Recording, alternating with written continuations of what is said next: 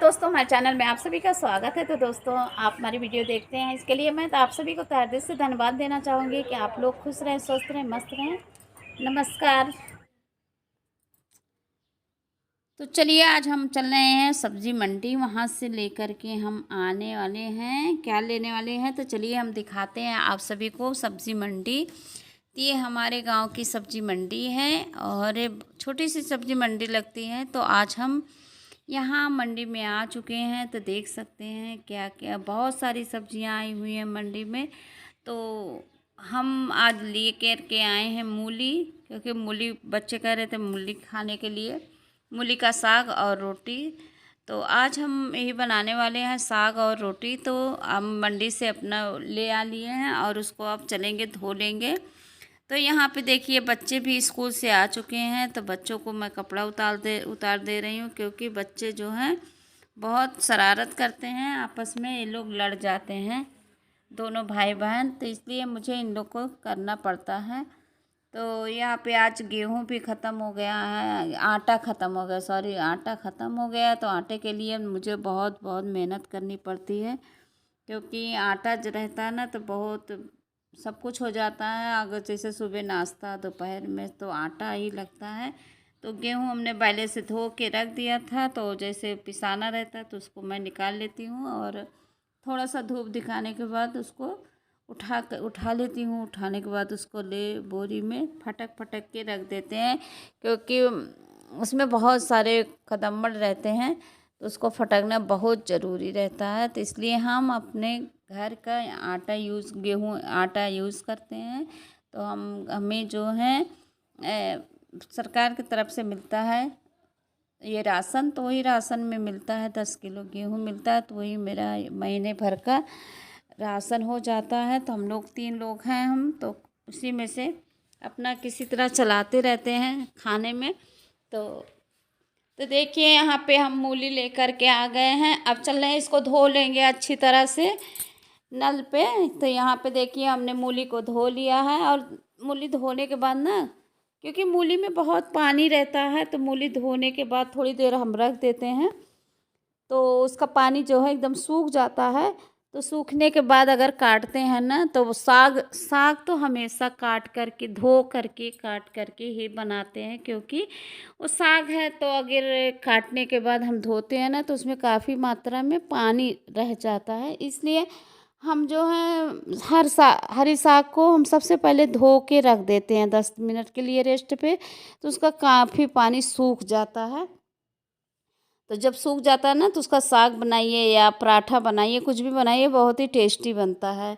यहाँ पे देख सकते हैं मैंने वो मूली को अब काट ले रही हूँ, क्योंकि मूली का वो साग झलरा जिसको कहते हैं, बहुत ही टेस्टी बनता है। और जब जाड़ा होता है ना, तो बहुत सारी सब्जियाँ आ जाती हैं, हरी सब्जियाँ। तो खाने का मज़ा तो जाड़े में ही होता है, क्योंकि जाड़े में बहुत बहुत सारी सब्जियां आ जाती हैं और बहुत सारे साग होते हैं, जो कि हमारे शरीर को बहुत स्वस्थ रखते हैं। तो सोया मेथी हुआ, और ये मूली हुआ, गाजर हुआ, ये सब सब्जियां सब उग के आई हुई हैं मंडी में। बहुत बहुत बहुत अच्छा लगता है मंडी की तरफ जब हम लोग देखते हैं, तो बहुत ही अच्छा लगता है। तो यहाँ पे देख सकते हैं हमने मूली को काट लिया है। मूली के काटने के बाद हम इसको कढ़ाई चढ़ा दिए चूल्हे पे। तो चूल्हा पे हमारी मजबूरी है बनाने की, और मुझे चूल्हे पे बनाना नहीं अच्छा लगता है। अच्छा तो मुझे लगता है, लेकिन क्या करूं, मेरी आँख जो है ना, आँख का ऑपरेशन हुआ है, इसलिए मैं धुआं में छेड़छाड़ी नहीं चाहती हूँ कि मैं आँख में धुआं लगे फिर दोबारा हम जाएं हॉस्पिटल। ठीक है, तो हम अपना काम अपने हिसाब से करते हैं। तो किसी ने बहुत कहा है कि ज़िंदगी में न जाने कितने मोड़ें आती, न जाने कितने मोड़ें आती हैं। उसी तरह मेरी ज़िंदगी में बहुत बहुत मोड़ आए हुए हैं, आए और गए। सारे मोड़ तो चले गए, लेकिन जो दुख का मोड़ होता है वो कभी भी नहीं हटता है, क्योंकि अंदर अंदर वो टीसता रहता है।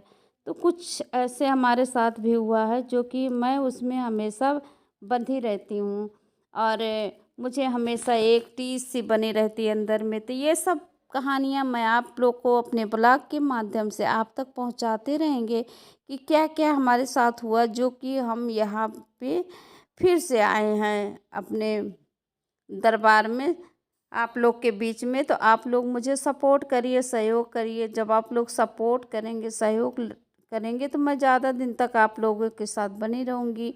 नहीं तो घर वालों की तरह, जैसे घर वाले कहते हैं चलो चूल्हा चक्की करो, खाने का इनको खाने को मिल रहा है ना, तो खाने के मिलने की बात अलग होती है, जो काम करके बच्चों के ऊपर लगाना वो अलग बात होती है।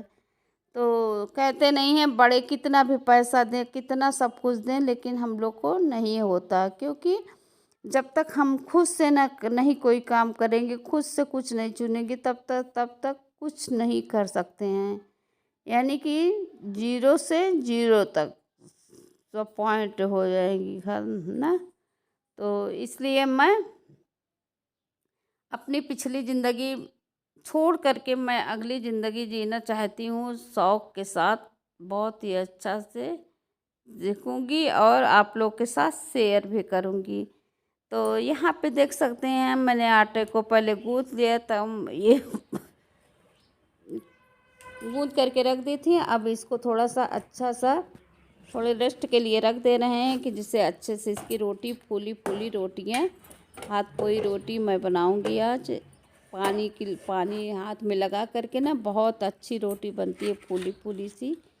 तो अगर इसके बाद थोड़ा सा घी लगा दो तो बहुत बहुत बहुत ही टेस्टी बन के तैयार हो जाता है। तो देखिए यहाँ पे मैं रोटी बना रही हूँ।